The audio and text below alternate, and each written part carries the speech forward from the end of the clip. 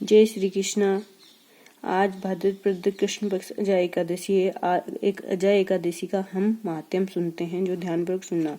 समस्त पापों कष्टों को नष्ट करके हर प्रकार की सुख समृद्धि प्रदान करता है। भाद्रपद मास के कृष्ण पक्ष की इस अजय एकादशी का व्रत आज भगवान विष्णु के उपेंद्र स्वरूप की पूजा आराधना की जाती है। व्रत और पूजा का विधान तो सभी जानते हैं। सभी एकादशियों का एक होता है और यह एकादशी बीच का अपवाद नहीं है।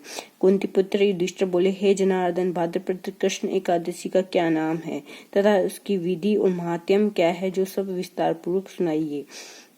भगवान श्री कृष्ण ने कहा, हे युधिष्ठिर, समस्त पापों का नाश करने वाले इस एकादशी का नाम अजय एकादशी है।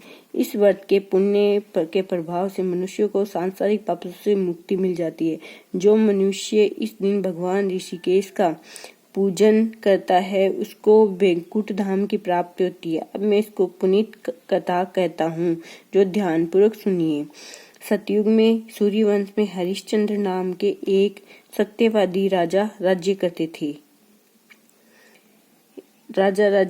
एक बार उन्होंने महर्षि विश्वामित्र को अपना संपूर्ण राज्य दान कर दिया और दक्षिणा चुकाने के लिए अपनी स्त्री पुत्र तथा स्वयं को भी बेच दिया।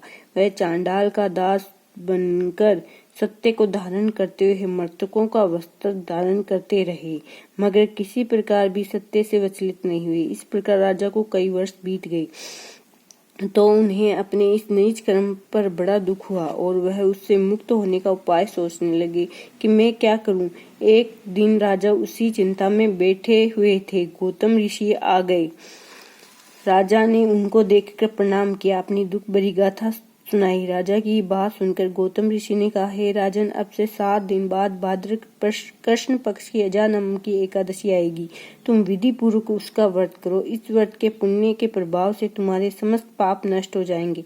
इतना कहकर गौतम ऋषि अंतर ध्यान हो गए। राजा ने उनके कथानुसार एकादशी आने पर एकादशी का व्रत किया।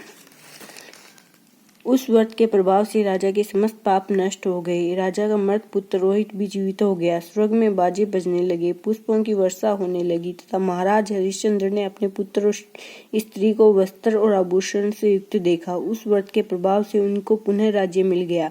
वह अंत समय में अपने परिवार सहित स्वर्ग को गए। हे राजन, यह सब अजय एकादशी के प्रभाव से हुआ। अतः जो मनुष्य विधि पूर्वक इस व्रत को करते हुए रात्रि जागरण करते हैं, उनके समस्त पाप नष्ट होकर अंत में स्वर्ग लोक को प्राप्त होते हैं। इस एकादशी की कथा के श्रवण मात्र से यह स्वयं का फल प्राप्त होता है। जय श्री कृष्णा। राधे राधे। अब इस दिन किस चीज का सागार करना चाहिए, वो भी हम आपको बता देते हैं। इस तिथि के दिन बादाम और छुआरे का सागार होता है। बादाम और छुआरे से बने पदार्थ मेवा आदि आहार में ले सकते हैं। जय श्री कृष्णा। राधे राधे।